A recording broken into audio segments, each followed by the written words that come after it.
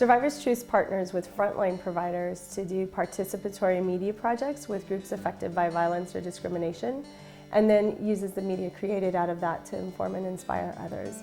And what makes our approach unique is that we really focus on the stories of how people have handled these problems, the stories of survival.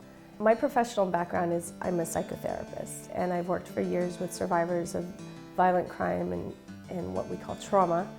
And I actually went to Liberia, West Africa in 2005 to train trauma counselors. And while I was there, I just became very interested in two things.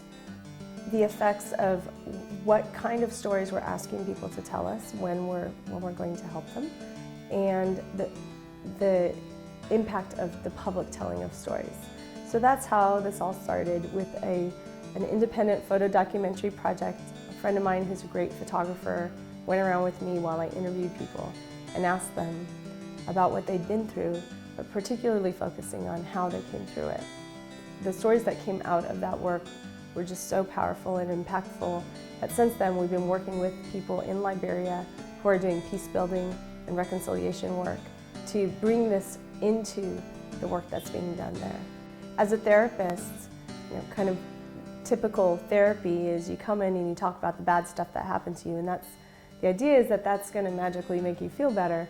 And there is something that's important about being able to speak the truth of one's experience.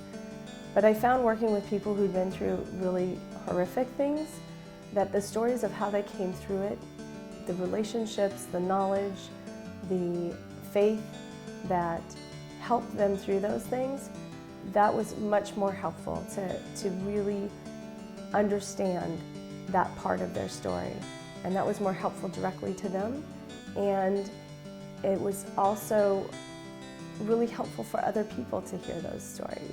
So that's really what this work is to me, is about helping people that have been affected by violence or by discrimination. At another level, I'm really interested in looking at how we talk about people that we set out to help.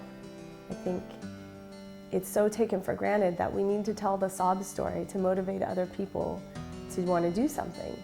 But in the process, I think sometimes we're really disrespectful of the people that we're trying to help. And so in some ways, the work of Survivors Truth is really shifting that conversation, showing that we can really be respectful and be inspired by and learn from those people that we're setting out to help, the people who face something really awful and do need support and help. But it doesn't mean they don't know something. It doesn't mean that they don't have something really important to say that we can actually learn from. I was thinking about who my heroes are, and my dad's mom came to mind. She was a woman who found herself unexpectedly single, raising 3 very young girls during the Depression. She just was a woman who worked and did what needed to be done. I learned so much about loving and giving from her. I just feel so fortunate doing the kind of work that I do, because I get to hear about the really critical moments in people's lives, particularly those people who face horrific circumstances or really extreme discrimination and have been in it. I don't like to say they've risen above it, because they've been in it, but they have found ways to be in that and to do what they needed to do to get through it or to change things. So it's kind of everyday acts of courage and strength and community that I see really making a difference. When I think about Survivors Truth and what I hope for the future of the organization, is that I hope that we can be different. I hope that us existing as a nonprofit organization in the world can add to what's happening.